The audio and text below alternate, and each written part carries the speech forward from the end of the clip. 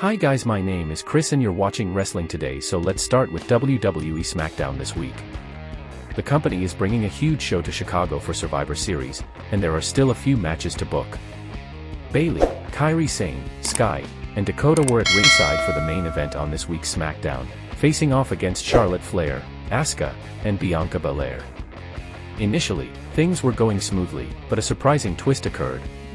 Asuka, unexpectedly, turned on her own teammates, Charlotte Flair and Bianca Belair, aligning herself with Damage Control. Bayley briefly feigned shock before joining Sky, Kairi Sane, Asuka, and Dakota Kai in the ring for a celebratory hug.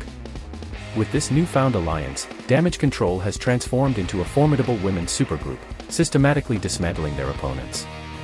Even Shotzi rushed to the ring, only to suffer the same fate. It appears that these developments are setting the stage for an upcoming Wargames match.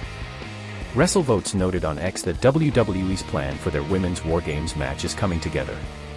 Right now, a fourth babyface team member has yet to be named, but it is pretty apparent that they are building something. This afternoon the women's Wargames match was listed as Sky, Bayley, Kairi Sane and Asuka vs Bianca, Charlotte, and Shotzi. A fourth member for the face team wasn't listed.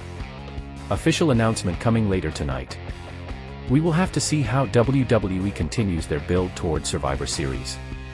The company is likely to have a lot more to come, because they want to sell out the Allstate Arena in Chicago to its full capacity. What's your take on WWE's booking for Wargames? The next story is about the Almighty joined WWE in 2005 and was immediately booked as one of the top stars with an undefeated streak in order to present him as a proper threat to his competition. Even during his second run in WWE, Lashley won several titles and established himself as a force to be reckoned with. While speaking on WWE's After the Bell podcast, Bobby Lashley was asked about the idea of retirement. Lashley noted that he has a team of partners around him who will be honest with him if he has to retire. That said, Lashley has no intention of retiring anytime soon.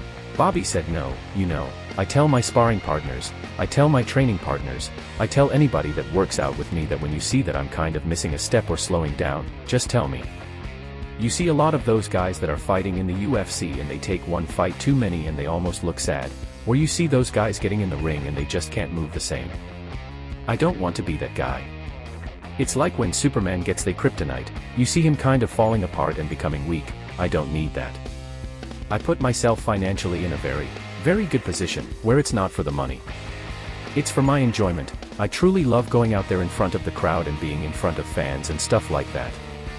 I really like some of the guys I work with, they're some of my closest friends and we only talk and hang out at TV, but still, it's a friendship and a bond that I value."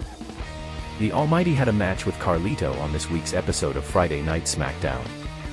We will have to wait and see whether Bobby Lashley will become a champion once again in the future. What do you think of what Bobby Lashley said? What do you think is next planned for him?